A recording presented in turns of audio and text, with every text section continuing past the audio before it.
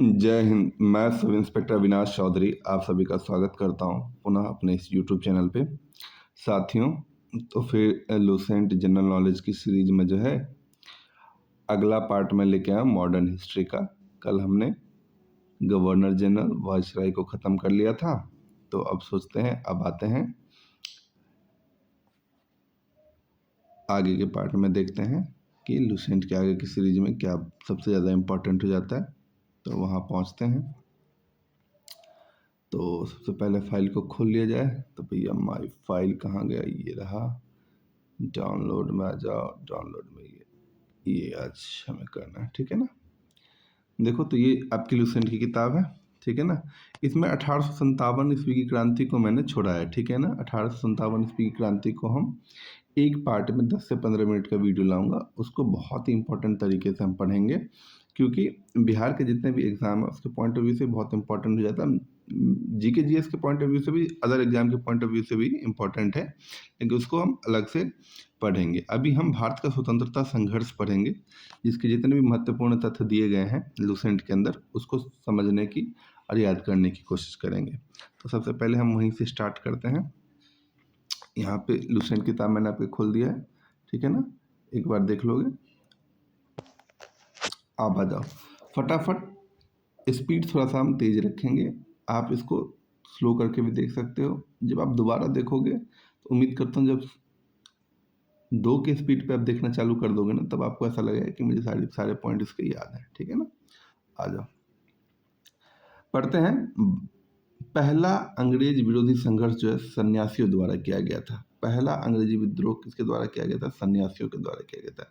और सन्यासी विद्रोह का जो उल्लेख हमें मिलता है, सन्यासी विद्रोह का जो उल्लेख हमें मिलता है, वो कहाँ से मिलता है हमें? बंकिम चंद्र चटर्जी के उपन्यास आनंद मठ से, ठीक है। तो सन्यासी विद्रोह का उल्लेख कहाँ पे मिलता है? आनंद मठ में मिलता है। किसके द्वारा लिखी गई थी? बंकिम चंद्र चटर्जी के द्वारा। अंग्रेजों के खिलाफ पहला संघर्ष सन्यासियों के द्वारा, ठीक है। 1887 ईस्वी में 1887 में जो है दादा भाई नौरोजी ने इंग्लैंड की भारतीय सुधार समिति की स्थापना करी। तो सबसे पहला क्वेश्चन, भारतीय सुधार समिति की स्थापना किसने करी? दादा भाई नौरोजी ने। कब करी? 1887 में, ठीक है ना। 1887 ईस्वी में दादा भाई नौरोजी ने इंग्लैंड में, कहाँ पे? इंग्लैंड में भारतीय सुधार समिति की स्थापना करी थी।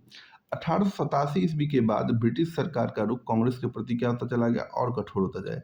जैसे भारतीय सुधार समिति बना, उसने अपना कार्यकाल स्टार्ट किया, ब्रिटिश सरकार का जो रुख था कांग्रेस के प्रति क्या होता चला गया? धीरे धीरे कठोर होता चला गया। नौरोजी, दत्त, वाचा, दादा भाई नौरोजी थे, दत्त थे, वाचा थे, धन निकास सिद्धांत का प्रतिपादन किया। अब ठीक है, अब यहाँ से क्वेश्चन आएगा कि धन निकास सिद्धांत का प्रतिपादन किस किस ने किया है? तो नौरोजी, दत्त और वाचा, 3 नाम याद रखेंगे। एक नौरोजी, एक दत्त और एक वाचा। नौरोजी, दत्त और वाचा ने धन निकास सिद्धांत का प्रतिपादन किया है। दादा भाई नौरोजी ने धन का पलायन सिद्धांत दिया। धन का पलायन सिद्धांत, देखिए ये सब डायरेक्ट क्वेश्चन आए हुए हैं।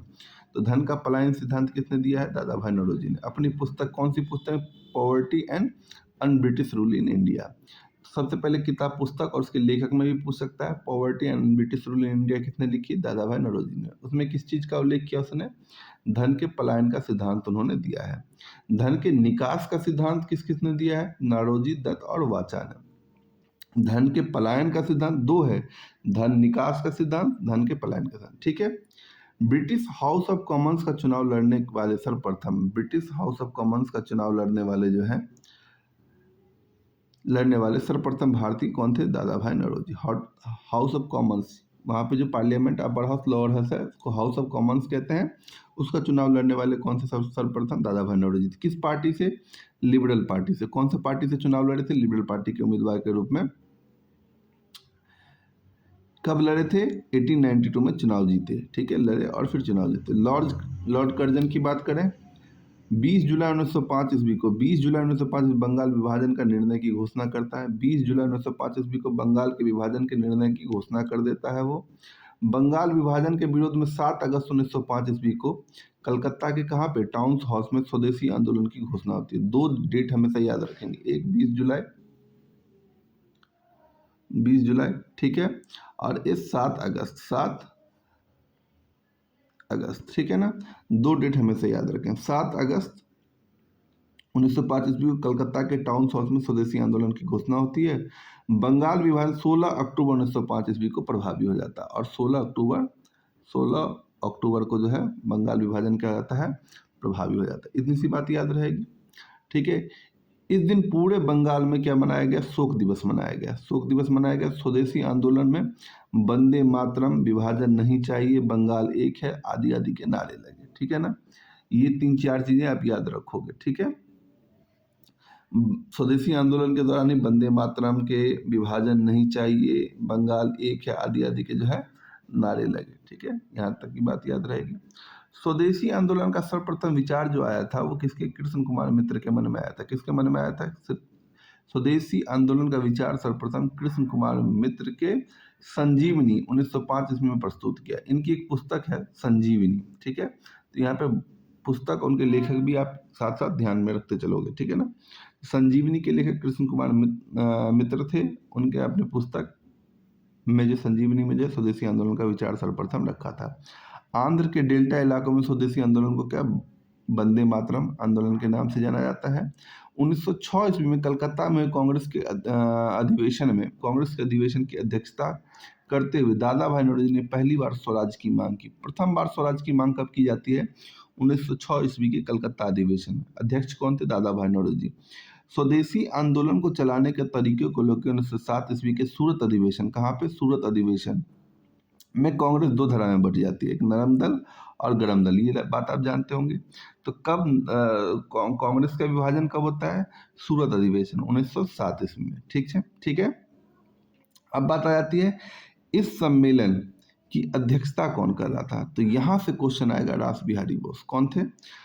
कांग्रेस के सूरत अधिवेशन 1907 ईस्वी की अध्यक्षता कौन कर रहे थे? रास बिहारी बोस कर रहे थे, ठीक है। दो धारा में बट जाती है। क्यों बट जाती है? तो स्वदेशी आंदोलन जो चलाया गया था उसको चलाने के तौर तरीकों को लेके कुछ लोगों का मानना कुछ और था। दो लोगों के बीच में जो था वो अलग अलग मत था उस आंदोलन को चलाने के लिए। तो उस बेसिस पर जो है कांग्रेस का विभाजन होता है। रास बिहारी बोस की अध्यक्षता में 1907 ईस्वी में सूरत में कांग्रेस का अधिवेशन होता है। उस अधिवेशन में जो है कांग्रेस दो धारा में बट जाती है, ठीक है।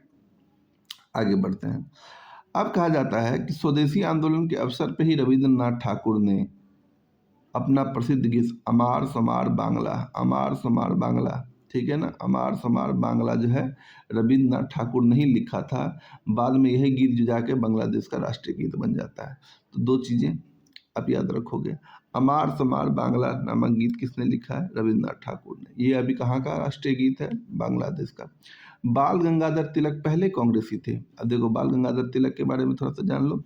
बाल गंगाधर तिलक पहले कांग्रेसी थे जिन्होंने देश के लिए कई बार जेल की यात्रा करी।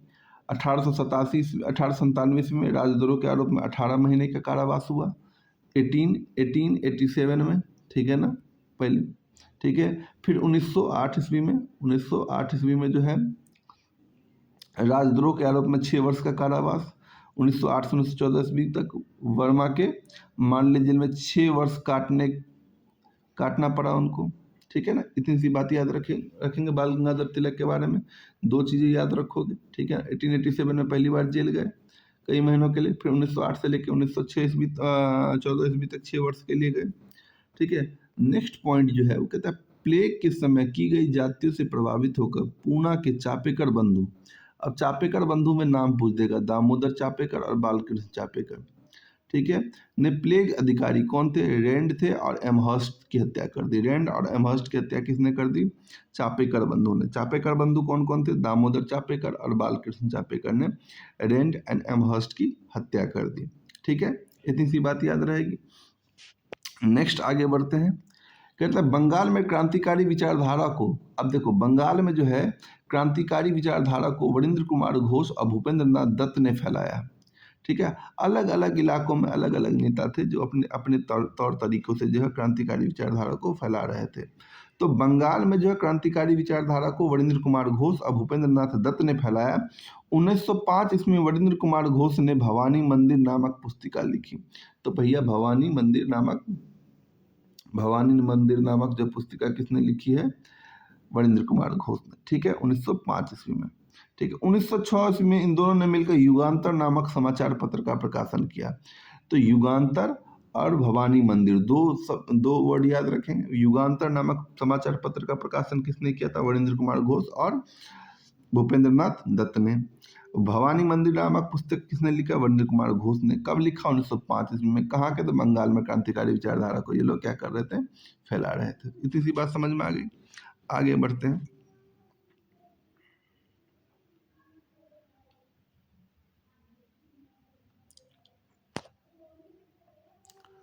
अब कुछ इंपॉर्टेंट तथ्य हैं, इसके बारे में जान लो। 1893 के समक्ष में जो लूसेंट पे दे रखा है, इसको जनरली हम लोग क्या कर देते हैं? इग्नोर करते हैं, लेकिन इसको आपको समझ लेना चाहिए, ठीक है ना। देखो, 1893 ईस्वी का वर्ष एक परिवर्तन बिंदु कैसे रहता है? 1893 ईस्वी में स्वामी विवेकानंद जो है अमेरिका के शिकागो नगर में पहुंचते हैं, ठीक है। सितंबर 1893 में वहां पर रह रहे सर्वधर्म सम्मेलन में वो क्या करते हैं? भाग लेते हैं। कि पहले ही दिन जब 2 मिनट बोलने का समय, उनको कितना समय मिलता है? 2 मिनट बोलने का समय मिलता है। उन्होंने अपना संबोधन इस वक्तव्य से संबोधन का शुरुआत किया था, अमेरिका के भाइयों और बहनों के साथ शुरुआत किया। तालियों की गड़गड़ाहट ने न केवल उन्हें बल्कि भारत को विश्व के सर्वोच्च देशों में लाकर खड़ा कर दिया, ठीक है। जैसे वो स्टार्ट करते हैं, मेरे अमेरिका के भाइयों और बहनों, समझिए कि ताली की गड़गड़ाहट चालू होती है और सब कुछ बदल जाता है। उन्हें बल्कि भारत को विश्व के सर्वोच्च देशों में लाकर खड़ा कर दिया।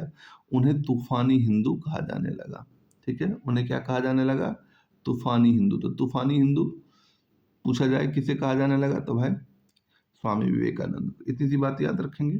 नेक्स्ट, 1893 में 14 वर्ष के बाद योगीराज अरविंद घोष, ठीक है, कि भारत की भूमि पर वापसी होती है। 1893 ईस्वी में उन्होंने एक लेखमाला लिखी। अब ये बहुत इंपॉर्टेंट है, न्यू लैंप फॉर ओल्ड प्रकाशित किया।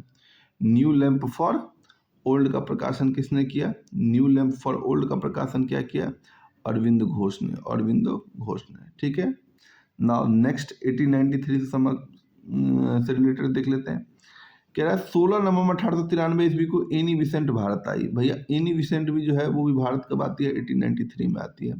वे वाराणसी के शहर में रहती है। उन्होंने भारतीयों से कहा कि मैं हृदय से तुम्हारे साथ हूँ और संस्कृति में भी मैं तुम ही लोगों में से एक हूँ, ठीक है।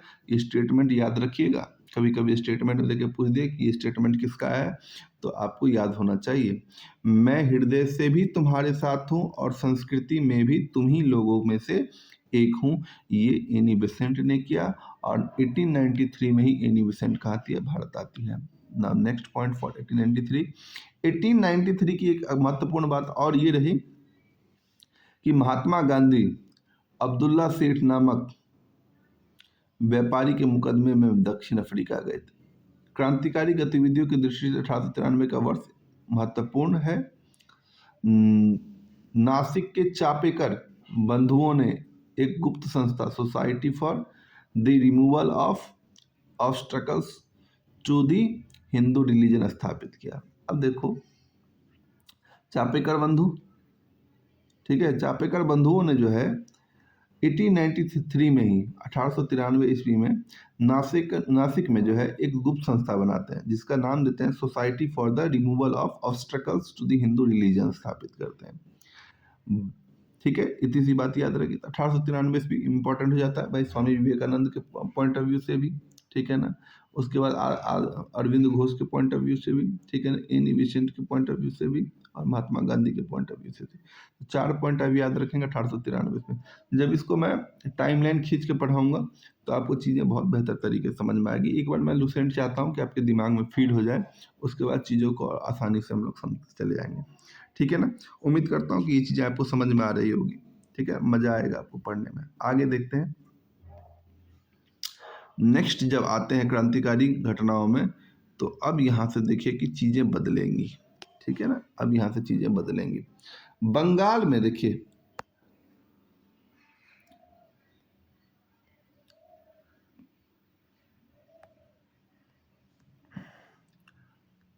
अब देखिए यहाँ पे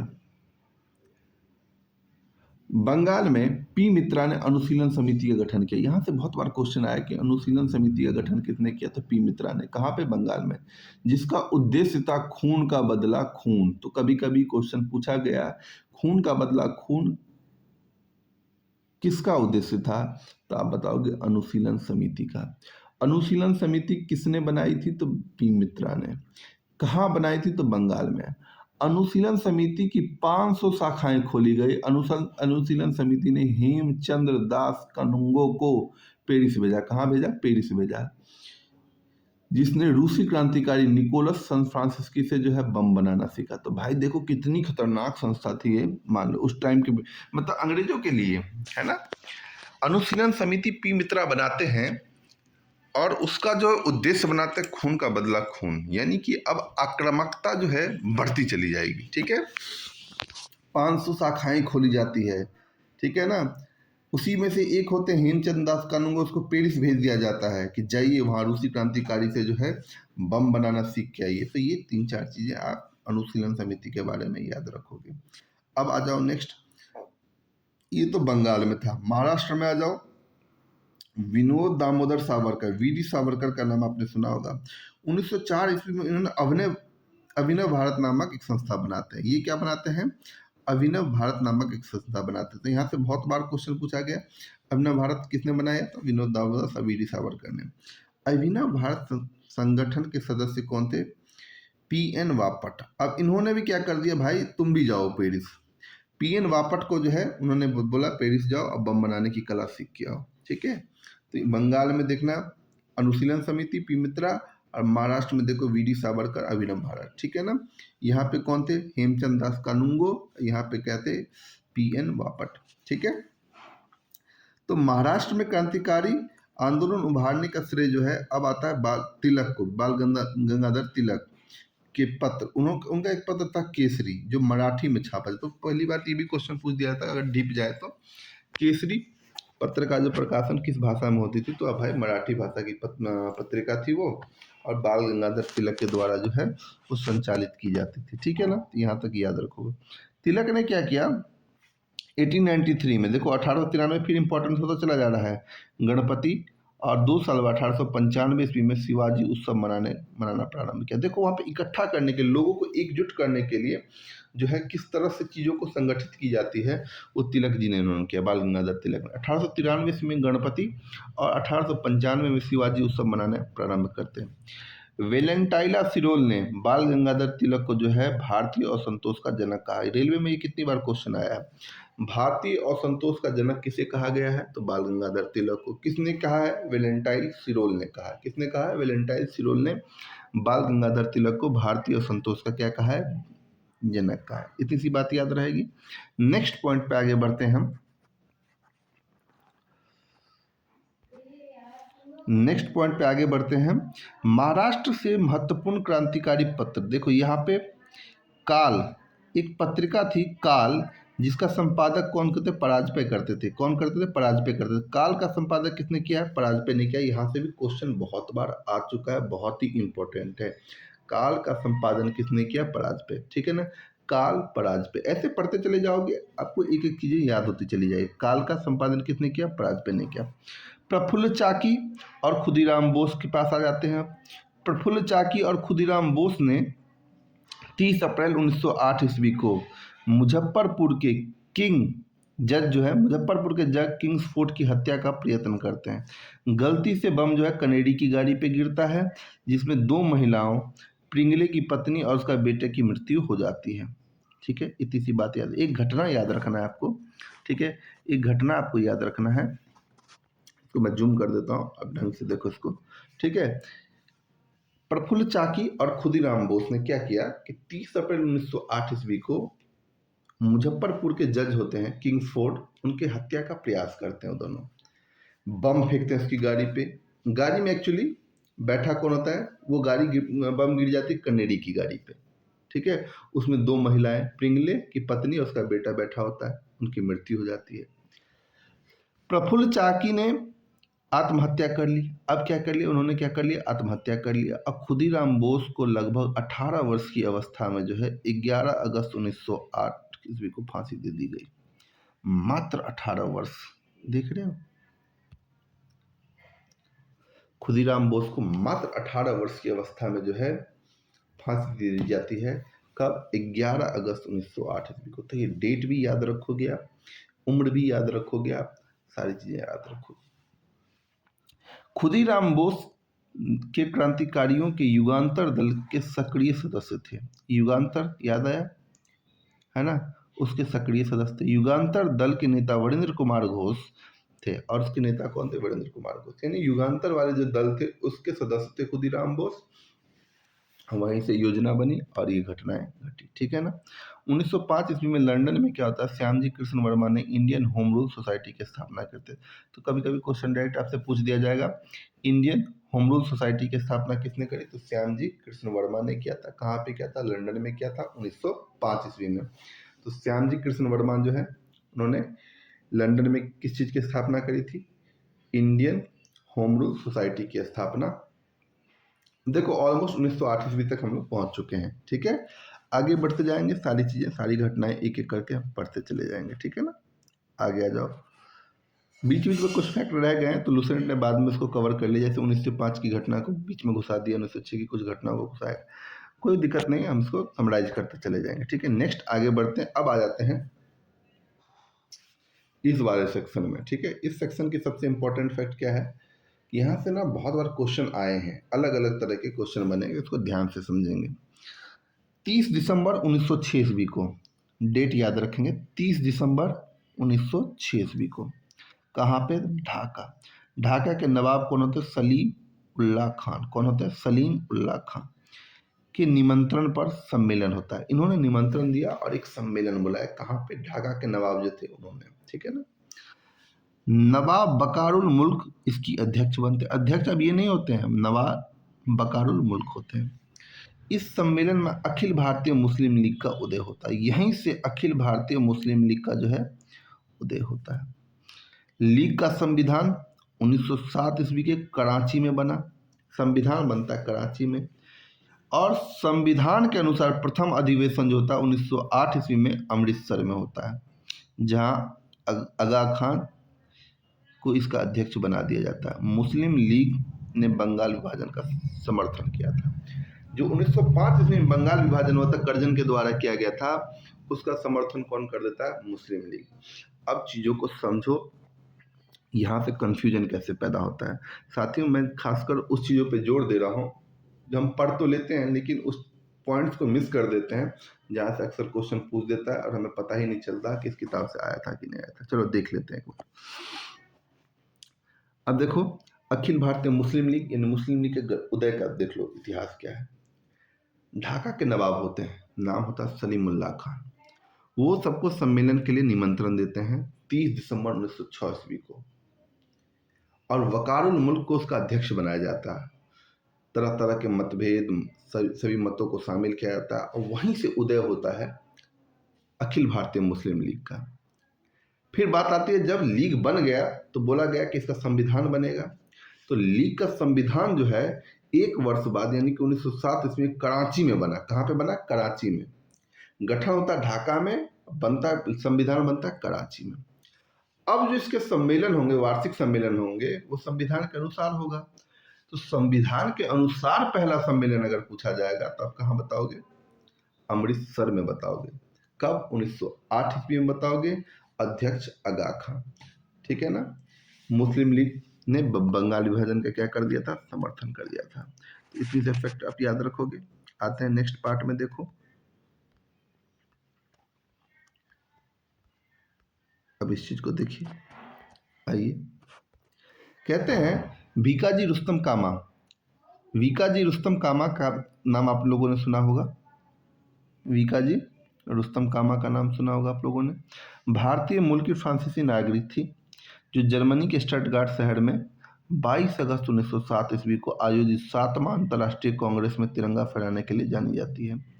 तो भैया ये फैक्ट भी आप याद रखोगे, बहुत बार क्वेश्चन पूछा गया। वीकाजी रुस्तम कामा, तो कभी कभी यहाँ पे जो क्वेश्चन पूछा गया वो पूछा गया है कि 7वां अंतर्राष्ट्रीय कांग्रेस में तिरंगा फहराने के लिए कौन जानी जाती है? तो वीकाजी रुस्तम कामा। कहाँ की नागरिक थी? तो फ्रांसीसी नागरिक थी। किस मूल की थी? तो भारतीय मूल की ही थी। कहाँ पे? तो जर्मनी के स्टुटगार्ड में। ठीक है ना। डेट याद रखना कर चाहो तो डेट याद रख लो, 22/7, बाद में कितना जरूरत नहीं। इन्होंने दादा भाई नौरोजी के निजी सचिव के रूप में काम किया था। ठीक है ना। तो मोटिवेशन कहाँ से मिला था? यहाँ से। दादा भाई नौरोजी जो थे उनके निजी सचिव के रूप में विकाजी रुस्तम कामा ने काम किया था। भारतीय मूल की महिला थी, फ्रांसीसी नागरिक थी, जर्मनी के स्टुटगार्ड में जो है 22 अगस्त 1907 ईस्वी को 7वां अंतर्राष्ट्रीय कांग्रेस का सम्मेलन होता है, जिसमें जाके ये तिरंगा फहरा देती है। ठीक है ना। नेक्स्ट आगे बढ़ते हैं। 1 जुलाई 1909 ईस्वी को, ठीक है, मदन लाल ढींगरा ने विलियम कर्जन वाइली को गोली मारकर हत्या कर दिया। देखो धीरे धीरे आक्रामकता बढ़ती चली जाएगी। 1909 ईस्वी तक, 1908 ईस्वी तक हमने कर लिया था। 2-3 फैक्ट बीच में रह गए थे, उसको हमने समेट लिया। अब आते हैं 1909 पे। कहाँ पे आते हैं? 1909 पे। देखो 1909 में 2-3 घटनाएं होती है, उसको ध्यान में रखो। पहला तो मदन लाल ढींगरा ने विलियम कर्जन वाइली को गोली मार के क्या कर देता है? इसका हत्या कर देता है। 16 अगस्त 1909 को मदन लाल ढींगरा को मृत्यु दंड दे दिया जाता है। ठीक है। तो मदन लाल ढींगरा ने किसको गोली मारी थी? विलियम कर्जन वाइली को। ठीक है। 21 दिसंबर 1909 ईस्वी को अनंत कन्हरे ने जैक्सन को गोली मार दिया। ठीक है ना। फिर से 1909 की घटना है। देख रहा दाम गोलीबारी चल रही है। 1909 ईस्वी में 2 गोली का कांड था। एक विलियम कर्जन वाइली को मारा गया, एक जैक्सन को गोली मारा गया। विलियम कर्जन वाइली को मदन लाल ढींगरा ने मारा और जैक्सन को अनंत कन्हरे ने मारा। ठीक है ना। वाइसराय लॉर्ड हार्डिंग ने 1911 ईस्वी में दिल्ली में एक भव्य दरबार का, दिल्ली दरबार की बात सुनोगे आप। ठीक है। वाइसराय कौन थे? अब मैंने आपको पढ़ा दिया है वाइसराय पूरा। तो 1911 में जो है दिल्ली में एक भव्य दरबार का आयोजन कौन करता है? लॉर्ड हार्डिंग करता है। कौन करता है? लॉर्ड हार्डिंग के द्वारा जो है वो क्या किया जाता है? 1911 ईस्वी में दिल्ली में एक भव्य दरबार का आयोजन किया जाता है। इंग्लैंड के सम्राट जॉर्ज पंचम होते हैं और मैरी का स्वागत किया जाता है। इस दरबार में कुछ घोषणाएं होती है जो बहुत इंपॉर्टेंट है, उसको देख लो। पहली बात, जो बंगाल विभाजन किया गया था 1925 में, उसको रद्द कर दिया जाता। बंगाली भाषा क्षेत्र को मिलाकर अलग एक प्रांत बना दिया जाता है। बिहार एक अलग राज्य बनता है जिसमें उड़ीसा भी शामिल था। यानी बिहार को जो बंगाल से अलग किया गया उसमें उड़ीसा शामिल था। राजधानी को अब कलकत्ता से दिल्ली स्थानांतरित करने की घोषणा हुई। 1912 ईस्वी में जो है दिल्ली भारत की राजधानी बना। तो दिल्ली भारत की राजधानी बनती है कब? 1912 ईस्वी में। इसकी घोषणा कब होती है? 1911 ईस्वी में, जो भव्य सम्मेलन लॉर्ड हार्डिंग के द्वारा जो है क्या दिल्ली दरबार आयोजन किया गया था, उसमें होता है। 23 दिसंबर, अब 1912 ईस्वी तक हम लोग पहुंच गए हैं। 23 दिसंबर 1912 ईस्वी को रास बिहारी बोस ने, देख लो, 23 दिसंबर 1912 ईस्वी को रास बिहारी बोस ने दिल्ली में वाइसराय लॉर्ड हार्डिंग पर बम फेंका। कौन? रास बिहारी बोस ने। इसके परिणाम स्वरूप 13 व्यक्ति गिरफ्तार हुए। इसमें प्रमुख थे, इनका नाम एक बार पढ़ लीजिए, मास्टर अमीन चंद, दीनानाथ, अवध बिहारी लाल, बाल मुकुंद, वसंत कुमार विश्वास, हनुमत सहाय, बलराज। देखिए दीनानाथ जिसमें से जो थे वो दबाव में आकर सरकारी गवाह बन जाते हैं। उन पर थोड़ा दबाव पड़ता है और वो टूट जाते हैं और सरकारी गवाह बन जाते हैं। मास्टर अमीन चंद, अवध बिहारी लाल, बाल मुकुंद और बसंत कुमार विश्वास को फांसी दे दी जाता है। अब सरकारी वकील वो गवाह बन गए, उन्होंने पूरी बात खोल दी, इन व्यक्तियों को जो है फांसी पड़ जाती है। तो लॉर्ड हार्डिंग पर बम फेंकने वाले कौन थे भाई? तो रास बिहारी बोस से जोड़ देना हमेशा। ठीक है। दिल्ली के वाइसराय थे 23 दिसंबर 1912 ईस्वी को। ठीक है। अब देखो 1912 तक हमने कंप्लीट कर लिया। आगे बढ़ते हैं 1913 ईस्वी में। ठीक है। 1913 ईस्वी में आगे बढ़ते हैं। देखिए 1913 ईस्वी की घटनाओं को समराइज करते हैं। 1 नवंबर 1913 ईस्वी को अनेक भारतीय लाला हरदयाल के नेतृत्व में सैन फ्रांसिस्को अमेरिका में गदर पार्टी की स्थापना। तो गदर पार्टी के संस्थापक कौन थे? लाला हरदयाल। कब? 1913 ईस्वी में। कहाँ पे होता है? सैन फ्रांसिस्को अमेरिका में। और सोहन सिंह भाखना, ये नाम याद रखेंगे, सोहन सिंह भाखना इसका प्रथम अध्यक्ष थे। लाला हरदयाल इसके प्रथम मंत्री और काशीराम जो थे कोषाध्यक्ष थे। तो भाई जब भी पूछा जाए कि गदर पार्टी के संस्थापक तो लाला हरदयाल, अब प्रथम अध्यक्ष जब पूछा जाए तो आप क्या बोलोगे? सोहन सिंह भाखना इसके प्रथम अध्यक्ष थे। काशीराम इसके कोषाध्यक्ष थे। 1 नवंबर 1913 ईस्वी को गदर अखबार का पहला अंक प्रकाशित होता है। इसी दिन गदर अखबार का प्रकाशन होता है, जो किस भाषा में थी? तो उर्दू में। यहाँ से भी क्वेश्चन अगर डीपली पूछा जाए तो आपसे पूछा जा सकता है कि गदर पार्टी के द्वारा जो है गदर अखबार जो का पहला अंक जो प्रकाशित होता है वो किस भाषा में होती है? तो उर्दू में।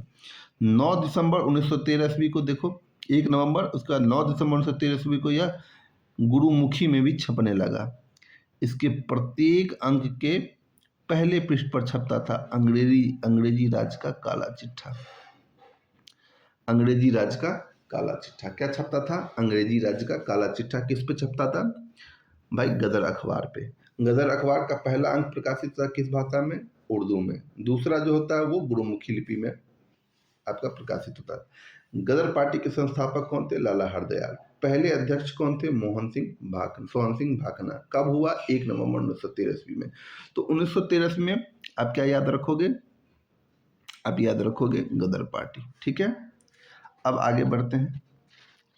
इसमें जब आगे आप बढ़ोगे तो नेक्स्ट देखो कामागाता मारू। ठीक है ना, कामागाता मारू की घटना को देखिए, ये भी बहुत इंपॉर्टेंट है। 1914 ईस्वी में अब देखो, अब हम लोग 1914 में आ गए। 1913 ईस्वी में गदर पार्टी देख लिया, 1914 ईस्वी में कामागाता मारू एक जापानी जहाज था। सबसे पहले ये था क्या? जापानी जहाज, जो बाबा गुरुदत्त सिंह, अब इससे एक नाम याद रखेंगे, बाबा गुरुदत्त सिंह, 1914 ईस्वी में इन्होंने किराए पर लिया। यह जलयान 351 यात्री, कितने यात्री थे उसमें? 351 यात्रियों के साथ 26 सितंबर 1914 ईस्वी को हुगली पहुंचा। वहां से हुगली पहुंचा। बजबज नामक बंदरगाह पर जहाज पहुंचने पर तलाशी हुई। वहां पर अंग्रेजों ने द्वारा तलाशी ली गई और वहीं पे संघर्ष हुआ। 18 यात्री मार दिए गए और 25 यात्री घायल हुए। तो एक कामागाता मारू की घटना 1914 ईस्वी में याद रखेंगे। बाबा गुरुदत्त सिंह को याद रखेंगे। कामागाता मारू क्या था? जापानी जहाज था जो बाबा गुरुदत्त सिंह के द्वारा किराए पे लिया गया था। वो वहां से कहाँ आ रहे थे? भारत की ओर आ रहे थे। हुगली जैसे पहुंचते हैं, वहां बजबज नामक बंदरगाह पे संघर्ष होता है, तलाशी होती है और उसमें जो है लगभग 18 लोग यात्री की हत्या हो जाती है, 25 लोग जो है घायल हो जाते हैं। तो यहाँ तक हमने देख लिया। तो 1914 ईस्वी तक की सारी घटनाओं को हमने देख लिया, जो राष्ट्रीय परिदृश्य में बहुत इंपॉर्टेंट था, जिसको लुसेंट ने जो है अपने अंदर शामिल किया है। चलिए नेक्स्ट पार्ट में इसको जो है 1915 से हम स्टार्ट करेंगे और आई घटनाओं में पहुँचेंगे।